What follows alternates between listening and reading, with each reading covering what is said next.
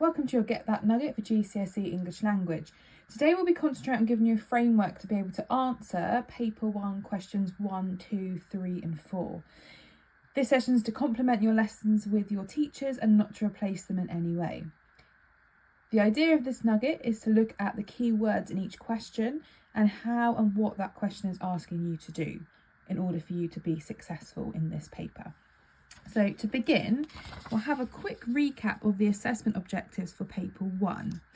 Now, there are 6 assessment objectives. In Section A, there are 4 assessment objectives, and that's the one we're going to look at first.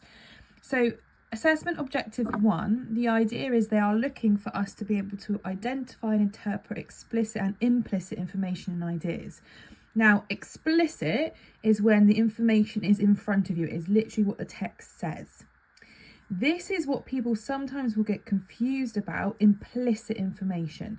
Implicit is anything that is implied within the text. It will not be obvious. It will not necessarily be it's not the words that are used in the text, but it's what you read and then what's implied to you as the reader. They are then going to be looking for any information you can select and synthesize from the text, so any evidence that you can bring together from different texts. Now, in terms of Paper 1, obviously you only have one text, but you are still needing to show that you can select and synthesize evidence from that one text. Assessment Objective 2, this is where they are looking for you to explain and comment on and analyse how writers use language and structure to achieve effects that influence readers. This will be for question 2, 3 and 4. So the idea is with language, obviously that's question 2 and 4, and then structure is question 3 and 4. But the main idea is that you're able to explain and comment on them and talk about the effects and how it influences the readers. If you are able to use subject terminology to support your views, that will enhance your answer. And obviously that is what we want to do. We want to make sure our answers are the best they can possibly be. So this is question 2, question 3 and question 4 for Paper 1. Then we go down to AO3. So Assessment Objective 3 is about comparing writers' ideas and perspectives. Now this is obviously for Paper 2. And we'll talk about this assessment objective more in a following nugget for Paper 2. Finally, for the Section A assessment objectives, Assessment Objective 4 is about evaluating text critically and be able to support this with appropriate textual references. In terms of Paper 1, this is our question 4. So our examiner is looking at us to be able to read a text and evaluate it in a critical way and to respond to this.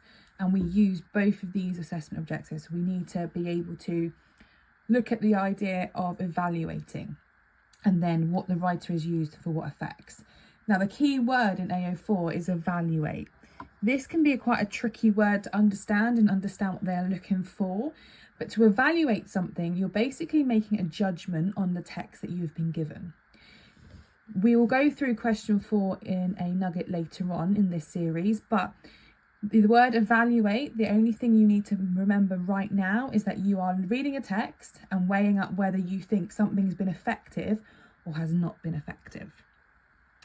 The writing assessment objectives, there are 2, and these are exactly the same for Paper 1 and for Paper 2.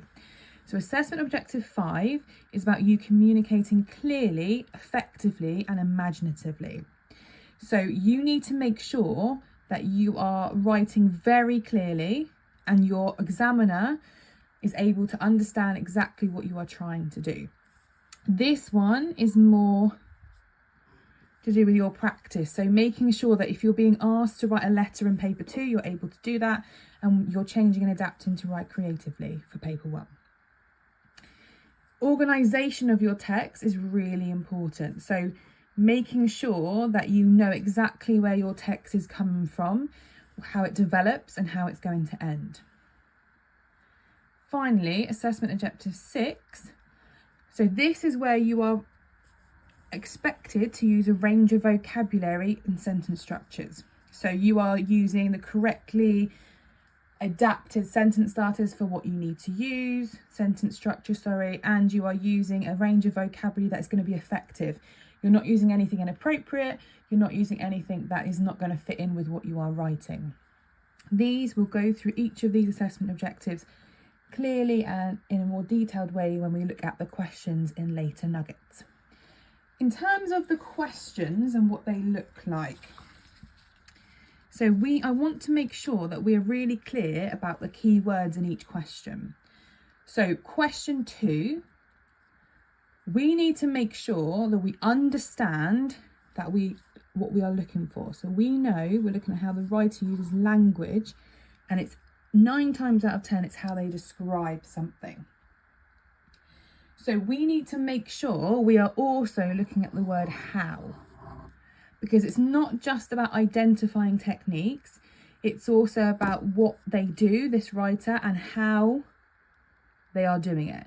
So if they are trying to describe a person or a character, if they're trying to describe a setting, how are they actually doing that?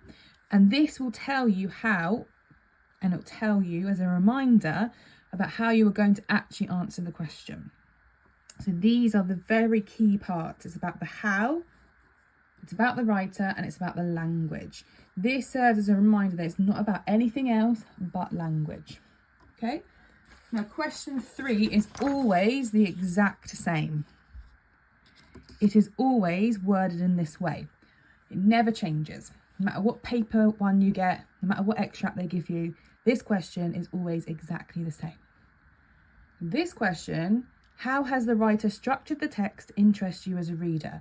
Again, we can break this down into 3 parts. So the word how, very similar to question 2, our examiner is asking us about how, so in terms of what has the writer done to achieve what they've set out to achieve. Structured. Again, this is a reminder that we are looking for structure and not language. We are looking at how that text has been put together and for what effects that is. And this is where this comes in. So the idea that it interests you as a reader, these are our effects.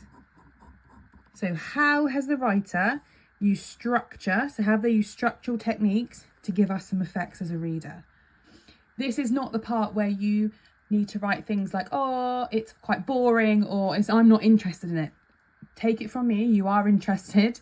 Even if you're not, you need to pretend that you are, because you are a reader and you are supposed to be analysing what the writer has done to do that for you as a reader and a reader as a whole. Finally, question 4. Now, obviously, question 4 will give you a statement, usually from a student or a teacher. 9 times out of 10, again, it's usually from a student, and it will be about you evaluating the text in terms of what they have said. Again, that changes from paper to paper. The statement will change paper to paper, obviously, depending on the text. But the bit that never changes is this section of the question. To what extent do you agree? Never changes. And this, again, is a reminder that you need to evaluate and look at that text and see how effective they are in what they have done. Then you link it to the statement. So our most important part of question 4 is to what extent do you agree? This is where you can say that you agree or disagree, or you may partially agree, but to what extent is the most important part. Because this is a reminder that you need to look at that text, take it apart from what you need, and then develop throughout your evaluation. You are evaluating. There is no wrong or right answer. You can agree, disagree, or partially agree. That's completely up to you. It's about how you've interpreted the text, how you interpret that statement, and then you plan through your answer, always linking it back to the extent that you agree on. That is the assessment objectives for paper 1.